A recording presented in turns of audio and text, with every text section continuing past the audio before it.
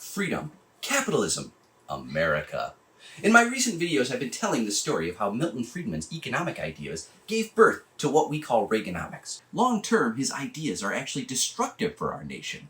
Please allow me to explain. The way Friedman saw it, any member of the public could own stock in a company. Therefore, the shareholders were the public. Not only that, because shareholders own shares in a company, those shareholders were actually the owners of the company. Therefore, to maximize profits for shareholders was to operate in the public interest. As he described in the New York Times, in a free enterprise private property system, a corporate executive is an employee of the owners of the business, i.e. the shareholders. Corporate executives have a direct responsibility to their employers to do what they want.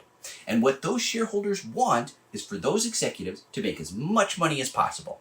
Therefore, business has only one purpose: to make as much profit as possible for the public benefit. Friedman is employing some rhetorical wizardry here. As business writer Steve Denning points out, this notion that a business executive is the employee of the shareholders is what you might call inventive. Where in the law does it say any such thing? It doesn't.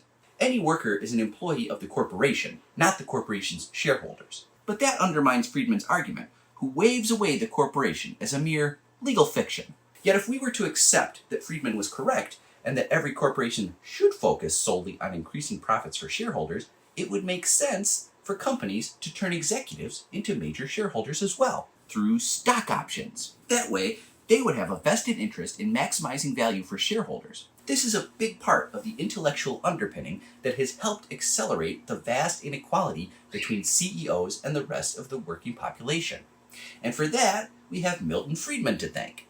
But not everyone in business agreed with Milton Friedman. For example, the president of Quaker Oats, Kenneth Mason, found Friedman's laser focus on profits dreary and demeaning. He wrote in Business Week in 1979 that making a profit is no more the purpose of a corporation than getting enough to eat is the purpose of life. Getting enough to eat is a requirement of life.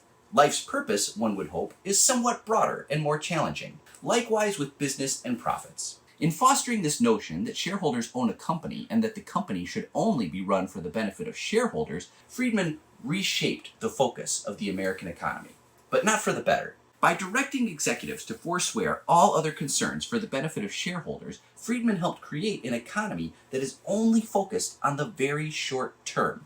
What are the projections for the next quarter? Will X company meet them or exceed them? This relentless focus on quarterly earnings means nobody is keeping an eye on the long term. In other countries, the government plays that role. But according to Milton Friedman and his hero Friedrich Hayek, any such interference is dangerous and practically inviting totalitarianism through the front door. The long term is all just supposed to take care of itself through the magic of the marketplace. In reality, rather than having government manage long-term national interests for the public benefit, the business class and bankers manage everything in their own very short-term interest. It's not a very safe or responsible way to run a national economy. It's especially reckless to run the world's biggest and most powerful economy this way. I think it's easy to be cowed by Milton Friedman. He was undeniably smart. His arguments are persuasive and easy to understand. His tone is authoritative and patronizing. You almost feel stupid trying to disagree with him. How could a simple person like you or I possibly hope to prove him wrong? Fellow economist James Buchanan once described Friedman shaming students with his dominating intellectual brilliance. Milton Friedman steamrolls right over us. But talking a good game doesn't make you right. Milton Friedman's theories didn't catch on because they were true. While it may be correct that stagflation was stopped and stock markets surged as Friedman's theories were put into action, that doesn't mean his ideas are the true path to prosperity for all that was promised. No, Friedman's ideas didn't become economic orthodoxy because he was right. The ruling class still loves Milton Friedman because he is so useful, especially to the rich. I'll take a closer look at why the ruling class loves Uncle Milty so much tomorrow. In the meantime, please like, follow, favorite, and subscribe to my free Substack. Let's make them pay.